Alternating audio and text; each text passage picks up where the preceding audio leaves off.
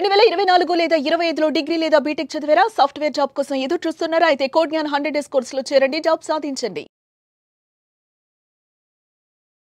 Welcome to Suman TV. నేను మీ Suman TV Nag. కర్మ సిద్ధాంతం వైదిక్ ఆస్ట్రాలజీ పరంగా చూసుకుంటే ఎన్ని రకాలుగా ఉంటుంది అండ్ ఇది నక్షత్రాల మీద దీని ప్రభావం అసలు ఏ విధంగా ఉంటుంది, ఒక్కొక్క నక్షత్రానికి ఒక్కొక్క రకంగా ఉంటుంది కాబట్టి ఏ విధంగా ఉంటుందనేది ఈరోజు మనతో పాటు వైదిక్ ఆస్ట్రాలజీ ఉమా గారు ఉన్నారు. వారి మాట్లాడి తెలుసుకుందాం. నమస్కారం ఉమా గారు. నమస్తే నాగరాజ్ గారు. కర్మ సిద్ధాంతం అనేది జనరల్గా అసలు ఎన్ని రకాలుగా ఉంటుంది, దాని ఎఫెక్ట్ అనేది ఒక్కొక్క నక్షత్రాల వారీగా కనుక మనం చూసుకుంటే ఏ విధంగా ఉంటుందండి? తప్పకుండా అండి. కర్మ అనేటువంటిది ఎప్పుడూ కూడా 3 రకాలుగా చెప్పబడి ఉంది నాగరాజు గారు. సంచిత కర్మ, ప్రారబ్ధ కర్మ, ఆగామి కర్మ. ఇక్కడ ఈ సంచిత కర్మ అంటే ఏంటి అంటే ప్రధానంగా మనము అంటే అర్థం నేనని కాదు, ఎవరైనా కాదు, జీవరాశి, మానవుడు, లేకపోతే ఆ ప్రాణము అని చెప్పచ్చు. ఆ ఆత్మశక్తి ఏదైతే ఉందో అది పూర్వజన్మలో కానీ, ఆ ముందు పూర్వజన్మలో కానీ, ముందున్నటువంటి జన్మల్లో, పాస్ట్ జన్మల్లో కానీ ఎప్పుడైనా సరే ఏదైనా పాపము చేసి ఉంటే అది ఎక్కడికి పోతుంది, అది వాళ్ళ అకౌంట్లో ఉంటుంది. అదే సంచిత కర్మ. దాని ఆధారంగానే ఇప్పుడు నేను ఈ యొక్క శరీరాన్ని ధరించాను, మీరు ఆ యొక్క శరీరాన్ని ధరించారు. మనకు వచ్చేటువంటి కష్టములు కానీ, ఆర్థిక సమస్యలు కానీ, ఆరోగ్య సమస్యలు కానీ, ఎనీథింగ్ అన్నీ కూడా సంచిత కర్మ వల్ల వచ్చేటువంటి రిఫ్లెక్షన్ అండి. మనం ఇప్పుడు ఏదైనా ఒక కష్టాన్ని ఆర్ సుఖాన్ని కూడా నాగరాజ్ గారు దేన్ని ఫేస్ చేస్తున్నా దానికి రిఫ్లెక్షన్ కానీ ఇక్కడ వస్తుంది. సో ఇక్కడ ఫర్ ఎగ్జాంపుల్ ఆ సంచిత కర్మ యొక్క ప్రాబ్లం వల్ల మనకి ఒక ఆకలి అనేటువంటి ఒక సమస్య వచ్చి పడిందండి. మనకి సమయానికి ఆహారం దొరకలేదు, ఆకలి అనేటువంటి సమస్య వచ్చి పడింది. సో ఇప్పుడు మీ ముందు 3-4 ఫ్యాక్టర్స్ ఉన్నాయి. నెంబర్ 1 ఏంటి అంటే ఎవరినైనా కొట్టి లాక్కుని తినచ్చు, యాచించి తీసుకోవచ్చు, ఎవరి దగ్గర తీసుకోవచ్చు. 3వది దొంగతనం చేయొచ్చు, లేదా కష్టపడి సంపాదించుకుని తినవచ్చు. సో ఇప్పుడు మీరు ఏ కర్మ చేస్తారు అనేటువంటిది మీ విజ్ఞతకి, మీ బుద్ధి మీద ఆధారపడి ఉంటుంది, మీరు పెరిగినటువంటి జీవన విధానం మీద ఆధారపడి ఉంటుంది. అప్పుడు మీరు ఏదైతే డెసిజన్ తీసుకుంటారో అదే ప్రారబ్ధ కర్మ. ఆ తీసుకున్న నిర్ణయం బట్టి దానికి సంచిత కర్మకి రిజల్ట్గా వచ్చేటువంటిదే ఆగామి కర్మ. సో ఇక్కడ ఫర్ ఎగ్జాంపుల్ చాలామంది నాగరాజు గారు నా జీవితంలో దైవాన్ని మించి లేకపోతే నేను అనుకున్నది సాధించాలి అంటే నేను కష్టపడతానండి, నాకు నా మీద నమ్మకం ఉంది అంటూ ఉంటారు, చూస్తారండి. ఇదంతా కూడా ప్రారబ్ధ కర్మ. ఎన్ని కష్టాలు వచ్చినా, ఆ మనిషి ఎన్ని ఆకలి అనేటువంటిది, బాధ అనేటువంటిది వచ్చినా ధర్మాన్ని తప్పకుండా అక్కడే నిలబడి ఉన్నట్లయితే ఆ ప్రారబ్ధ కర్మనే పెరిగి పెరిగి పెరిగి పెరిగి ఖచ్చితంగా ఆగామి కర్మలో వీళ్ళని కాపాడుతుంది. ధర్మో రక్షతి రక్షిత అంటాం అందుకే. సో ఇక్కడ మన ఈ కర్మ అనేటువంటి దోషం ఉండడం వల్ల చిన్నపిల్లలు చాలామంది చూస్తే కళ్ళు లేకుండా, లేకపోతే మాటలు సరిగ్గా లేకుండా, అంగవైకల్యంతో జన్మించడం ఇలాంటివి ఉంటాయి. కొంతమందికి యాక్సిడెంట్స్ అనేటువంటివి, కొన్ని రిలేషన్స్ అర్ధాంతరంగా ఆగిపోతాయి, దూరం అయిపోతాయి. కొంతమంది మ్యారిటల్ లైఫ్లో ఒక సర్టెన్ పీరియడ్ ఆఫ్ టైం వరకు కలిసి ఉంటారు, తర్వాత షార్ట్ పీరియడ్ ఆఫ్ టైంలో టక్కని విడిపోతారు సడన్గా. సో తర్వాత మరణము, ఎవ్రీథింగ్ అన్నీ కూడా ఇంటర్లింక్డ్ నాగరాజు గారు. అది ఏది జరుగుతోందన్నా రుణానుబంధ రూపేణ పశుపతే సుతాలయ, ఏదైనా సరే ఈ కర్మ అనేటువంటిది ఉండడం వల్లే బేస్ పాయింట్. ఇక మన జ్యోతిష చక్రానికి కూడా కర్మనే బేస్ పాయింట్ అండి. కర్మ ఎంతవరకు ఉంటే ఏలినాటి శని కర్మదోషం అండి, శని కర్మకారకుడు, అష్టమ శని కర్మదోషం, ఏదైనా సరే. సో ఇక్కడ నాగరాజు గారు ఒక్కొక్క రాశికి ఒక్కొక్క నక్షత్రాన్ని రీత్యా వారికి ఎలాంటి కర్మ ద్వారా ఎలాంటి కష్టాలు సంభవించబోతున్నాయి, వాళ్ళు ఎలాంటి జాగ్రత్తలు తీసుకోవాలి, ఆ కర్మకి ప్రాయశ్చిత్తం చేసుకోవాలంటే ఏ దేవత ఆరాధన చేయడం వల్ల, ఏ దేవత మంత్ర అనుష్ఠానం చేయడం వల్ల వాళ్ళకి ఆలోచనలు పుట్టకుండా ఉంటాయి, ఎలాంటి దాన ధర్మాలు చేయాలి, ఎలాంటి వాళ్లకు చేయాలి, ఇవన్నీ కూడా సంక్షిప్తంగా మనం మాట్లాడుకునేటువంటిది అండి ఇప్పుడంతా కూడా. సో ఇక్కడ నాగరాజు గారు సంచిత, ప్రారబ్ధ, ఆగామి కర్మ అనేటువంటిది ప్రతి మానవుడికి, ప్రతి జీవరాశికి అండి, మీకు నాకే కాదు, ప్రతి జీవరాశి, మనకు కంటి కనిపించే కుక్క కానీ, ఎలుక కానీ అన్నిటికీ కూడా ఉంటాయి. ఏ కారణం లేకుండా అది ఆ జన్మ ఎత్తలేదు. సో ఈ కర్మానుభవము అనేటువంటిది ఖచ్చితంగా ఎవరైనా అనుభవించి తీరాల్సిందే. సో ఇక్కడ రాశిపరంగా మనం తీసుకుంటే నాగరాజు గారు ఒక్కొక్క రాశికి కూడా ఒక్కొక్క గుణగణాలు ఉంటాయి, ఒక్కొక్క అధిపతి చెప్పబడ్డారు, ఒక్కొక్క నక్షత్రానికి 4 పాదాలు ఉంటాయి, ఎవ్రీథింగ్ అన్నీ కూడా ఉంటాయి. ఈ నక్షత్రం వాళ్ళకి ఎలా ఉండబోతోంది అని ఎలా చెప్పడం జరుగుతుంది అంటే ఫర్ ఎగ్జాంపుల్ అశ్విని నక్షత్రం తీసుకోండి. అక్కడ వాళ్ళకి మొన్న జరిగినటువంటి మార్చి 30వ తారీఖు నుంచి శని అనేటువంటి ప్లానెట్ ఏలినాటి శని ఇవ్వడం జరుగుతోంది. అంటే కర్మకారకుడు అటాక్ ఎక్కడ జరిగింది అంటే 12వ స్థానం మీద జరిగింది. 12వ స్థానం అంటే వ్యయస్థానం, డబ్బులు బాగా ఖర్చు అవ్వడం, కష్టం ఖర్చు అవ్వడం, ఎనర్జీ బాగా ఖర్చు అవ్వడం కానీ రిజల్ట్స్ లేకపోవడం. సో ఇక్కడ వీళ్ళ కర్మ అనేటువంటిది ఎలా పనిచేస్తుంది అంటే వాళ్ళకు వచ్చే డబ్బులన్నీ కూడా వెళ్ళిపోవడం, నిలబడకపోవడం. చాలామంది డబ్బులు నిలబడట్లేదు అని ఫేస్ చేస్తూ ఉంటారు. దానికి కారణం ఏంటి అంటే ఈ కర్మదోషం అండి. రెండవది, నేను కష్టపడుతున్నాను, ఉద్యోగం ప్రయత్నం చేస్తున్నాను, వ్యాపారం కోసం ట్రై చేస్తున్నాను, కానీ ఏది నిలబడట్లేదు అనుకుంటారు, గ్రోత్ అవ్వట్లేదు అనుకుంటారు. దానికి కారణం కర్మదోషం. తర్వాత అవమానాలు పడడం, ఏ తప్పు లేకుండా మీరు అవమానపడుతున్నారన్నా, అప్పుల పాలైపోతున్నారన్నా, ఎవ్రీథింగ్ ఏ ప్రాబ్లం ఉన్నా సరే దానికి కారణం కర్మదోషము అనేటువంటిది ఉంటుందండి. ఫర్ ఎగ్జాంపుల్ అష్టమ శని అనుకోండి, వాహన ప్రమాదాలు. మనం బాగానే వెళ్తుంటాం, సడన్గా ఒక ప్రమాదం జరుగుతుంది అనుకోకుండా. అది మనకి ఏ కారణం లేకుండా అది ఎందుకు వచ్చి మనల్ని ఇబ్బంది పెట్టాలండి? కర్మదోషం ఆ సమయంలో మనం అనుభవించేటువంటి యోగం ఉంటే అది ఖచ్చితంగా జరుగుతుంది. వాటి నుంచి బయటపడి రక్షింపబడడం ఎలాగా అంటే దైవానుగ్రహము, జాగ్రత్త, ఈ రెండూ చాలా ఇంపార్టెంట్ అండి. ఆ జాగ్రత్త మనం చెప్పేటువంటి మాటలు బట్టి తెలుస్తుంది. దైవానుగ్రహం వాళ్ళు చేసేటువంటి క్రియలు బట్టి, దాన ధర్మాలు, పుణ్య కార్యక్రమాలు, సహాయ సహకారాలు, వాటి బట్టి వాళ్ళ యొక్క దైవానుగ్రహం కానీ ఇవన్నీ కూడా కలుగుతాయి. మీరు చెప్పినటువంటి ఈ 3 కర్మ సిద్ధాంతాల్లో పుష్యమి నక్షత్రం వారికి, ఎస్పెషల్లీ విమెన్కి కనుక మనం మాట్లాడుకోవాలి అనుకుంటే ఏం ఉండేటువంటి అవకాశం ఉంటుంది? At the same time August September నుంచి కనుక మనం చూసుకుంటే డిసెంబర్ వరకు అసలు ఏ విధంగా ఉంది? తప్పకుండా అండి. పుష్యమి నక్షత్రం వాళ్ళకి మనం చెప్పాలి అంటే చాలాసార్లు మనం చెప్పుకున్నామండి, ఓవర్ కేరింగ్. వీళ్ళకు ఉండేటువంటి అమ్మతనం అనేటువంటిది, మాతృతత్వం అనేటువంటిది ఏ నక్షత్రం వాళ్ళకి ఉండదు.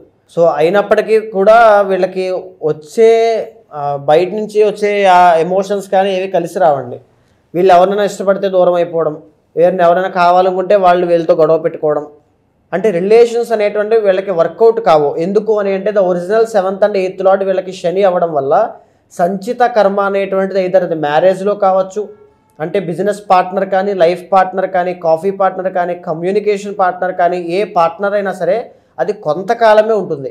ఆ తర్వాత చాలా ఇబ్బందులు వస్తాయండి. ఇది ఖచ్చితంగా రాసి పెట్టుకోవచ్చు. అంటే కొంతమందికి రేర్ కండిషన్స్లో, రేర్ కేసెస్లో వాళ్ళ చార్ట్లో 7th హౌస్ చాలా బలంగా ఉన్నప్పుడు మాత్రము 100% చాలా బాగుంటారు. అది వాళ్ళకు ఉన్నటువంటి బలం, అది కర్మబలం. అది కూడా మీ బలమే. ఎందుకు అని అంటే మీరు ఏదో మంచి కర్మ చేయడం వల్ల ఆ రిలేషన్షిప్ స్ట్రాంగ్గా ఉండేటువంటి కర్మని తెచ్చి పెట్టుకున్నారు కాబట్టి మీరు ఒక్కరికే ఆ ఎక్సెప్షన్ అనేటువంటిది ఉంటుంది.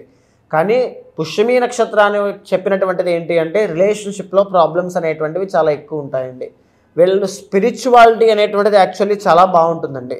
అండ్ ఇంకొకటి ఏంటంటే వీళ్ళకి ఆ పేషెన్స్ కానీ, జాలి, దయ, కరుణ ఇవన్నీ ఎంత ఎక్కువ ఉన్నా, ఎంత వెయిట్ చేసినా ఆ బిజినెస్లో, ఆ రిలేషన్షిప్లో ప్రాబ్లమ్స్ అనేటువంటివి కర్మ రూపంలో ఇబ్బంది పెడుతూనే ఉంటాయండి. అంటే రెండవది, మాట్లాడడం అనేటువంటిది కాస్త కటువుగా ఉండడం వల్ల ఆ శత్రుత్వం అనేటువంటిదో యారోగెంట్గా ప్రొజెక్ట్ చేయడం లాంటివి చాలా ఎక్కువ ఉంటాయి. వీళ్ళు చెప్పాలంటే చాలా సెన్సిటివ్ అండి. లగ్నాధిపతి చంద్రుడు కాబట్టి ఫ్యామిలీ ఎమోషన్స్, సెంటిమెంట్స్ చాలా ఎక్కువ ఉంటాయి. కానీ మాట్లాడడం కొన్ని సందర్భాల్లో కటువుగా, పరుషంగా ఉండడం వల్ల వచ్చేటువంటి ఇబ్బందులు అనమాట ఇవన్నీ కూడా. The original 3rd and 12th lord విదేశీ యోగము అనేటువంటిది బాగుంటుంది. వీళ్ళు విదేశాలు వెళ్ళిన తర్వాత వ్యాపారం చేస్తారు, మల్టిపుల్ సోర్స్ ఇన్కమ్ లాగా సంపాదిస్తారు, బంధువుల్ని దూరం పెట్టుకుని వెళ్ళిన తర్వాతనే వీళ్ళ లైఫ్లో చేంజెస్ అనేటువంటివి వస్తాయండి.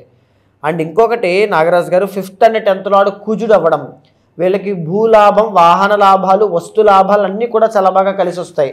రియల్ ఎస్టేట్ రంగంలో కనుక పుష్యమి నక్షత్రం వాళ్ళు వెళ్ళగలిగితే ఎక్స్ట్రాడినరీగా సెటిల్ అవుతారు.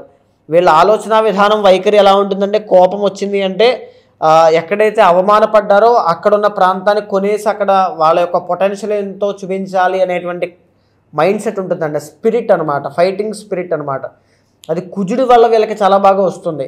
కానీ ఇవేమీ లేవు, ఆ భూలాభం, సొంత ఇల్లు కూడా కట్టుకోలేకపోతున్నారని బాధపడుతూ ఉంటే కర్మదోషం వల్ల మీరు ఇబ్బంది పడుతున్నారని అర్థం. So first point.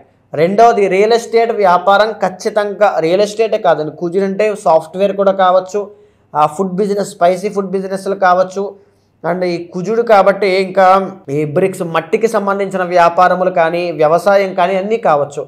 అందులో మీకు సక్సెస్ రావట్లేదంటే మీకు కర్మదోషం ఉండడం వల్ల, అనుభవించేటువంటి యోగం లేకపోవడం వల్ల ఇది రావడం లేదు. అండ్ ఇంకొకటి చూడండి, 12th లార్డ్ వీళ్ళకి బుధుడు అవుతారు.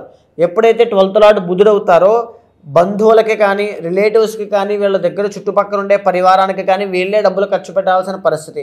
వీళ్ళ దగ్గర 10 రూపాయలు ఉంటాయి, ఒక పెద్దది ఏదో కంపెనీ పెడతారు, అది ఇంకా డబ్బులు రాకుండానే వాళ్ళ జీతానికి 50 రూపాయలు ఖర్చు అవుతూ ఉంటాయి. ఒక తెలియని భయం వెంటాడుతూ ఉంటుందండి. దాన్ని ఏమంటామంటే ఒక యాంగ్జైటీ అని చెప్పచ్చు, లేకపోతే ఈ భయము అని చెప్పచ్చు. ఇలాంటివన్నీ కూడా చాలా ఎక్కువ ఉంటాయి. అండ్ ఇంకొకటి నాగరాజు గారు, అప్పుల బాధ. 6th లార్డ్ గురుడు అవ్వడం. అప్పు చేశారంటే తీర్చడం చాలా కష్టం అవుతుంది. పుష్యమి నక్షత్రం వాళ్ళు ఎట్టి పరిస్థితుల్లోనూ అప్పు చేయొద్దు. మీకు ఏంటి అంటే మీ లైఫ్లో మీ టార్గెట్ ఏంటంటే మంచి ఫ్యామిలీ ఉండాలి, నాకు ఒక ఇల్లు ఉండాలి, మంచి హస్బెండ్ ఉండాలి, లేదా మంచి వైఫ్ ఉండాలి, మంచి పిల్లలు ఉండాలి, వాళ్ళతో నేను హ్యాపీగా బ్రతకాలి. వీళ్ళ లైఫ్ టార్గెట్ మోటో ఇలానే ఉంటుందండి.